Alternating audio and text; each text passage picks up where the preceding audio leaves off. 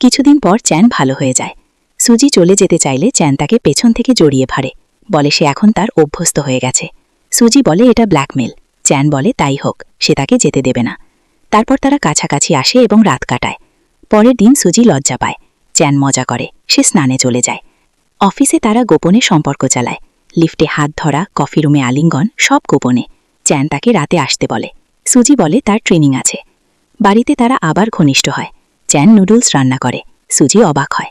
কিন্তু চ্যান যেভাবে স্যুপ আগে খেতে বলে তা তার পুরনো প্রেমিকের কথা মনে করিয়ে দেয়। সে আবেগপ্রবণ হয়ে খেতে পারে না। পরের দিন লিন সুজিকে বলে সে চ্যানকে শুধু বিকল্প হিসেবে ব্যবহার করছে। এতে সুজি দ্বিধায় পড়ে। অফিসে চিন্তায় ডুবে সে নিজের হাতে গরম কফি ঢেলে ফেলে। চ্যান এসে তার হাত ধুয়ে দেয় এবং জিজ্ঞেস করে কি হয়েছে। সুজি বলে কিছু না, শুধু ক্লান্ত।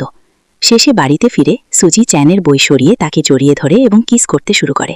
তখন চ্যান তাকে জিজ্ঞেস করে, আজ তোমার কি হয়েছে? তুমি এত প্রোঅ্যাক্টিভ কেন হয়ে যাচ্ছ?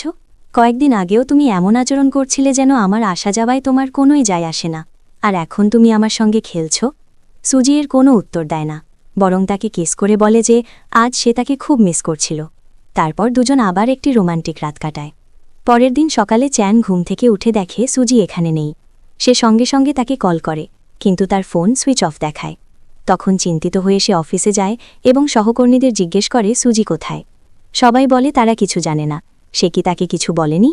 তারপর তারা জানায় যে সুজি আসলে ছুটি নিয়ে চলে গেছে, একদিনের জন্য নয়, কয়েকদিনের জন্য।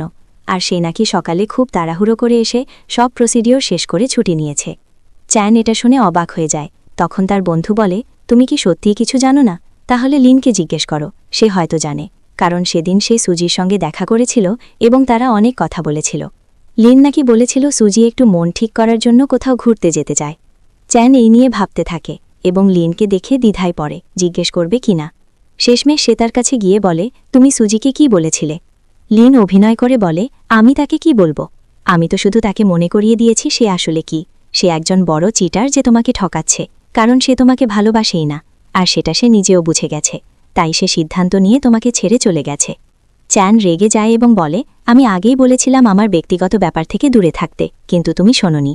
এখন তোমাকে এর মূল্য দিতে হবে। আমি তোমার থেকে এর বদলা নেব। তখন লিন অনুনয় করে বলে, প্লিজ এমন করো না, আমি এটা করেছি কারণ আমি তোমাকে ভালোবাসি। তখন চ্যান একটি পেনড্রাইভ দেখিয়ে বলে, তুমি কি ভেবেছিলে তোমার বাবার উপর দোষ চাপালে আমি জানতে পারবো না যে এর পেছনে তুমি ছিলে? আমি কন্ট্রোল রুমে সব সিসিটিভি ফুটেজ পেয়ে গেছি, যেগুলো তুমি ডিলিট করিয়েছিলে। এখন অপেক্ষা করো, পুলিশই তোমাকে সামলাবে। এটা বলে সে চলে যেতে থাকে। লিন তাকে ডাকলেও সে শোনে না। ঠিক তখনই পুলিশ এসে লিনকে গ্রেফতার করে এবং বলে তার বিরুদ্ধে প্রমাণ পাওয়া গেছে, তাই তাকে তদন্তে যেতে হবে।